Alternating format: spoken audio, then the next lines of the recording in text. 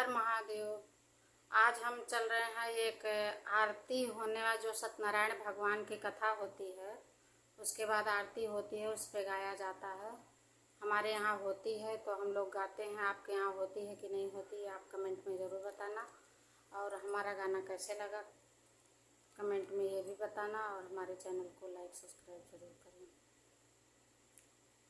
ठाकुर बाबा आरती होत तोहारी, ठाकुर बाबा आरती होत तोहारी।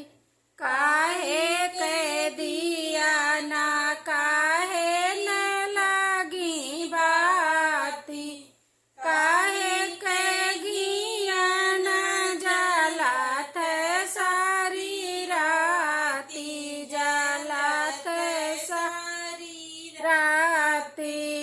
ठाकुर बाबा आरती होत तोहारी।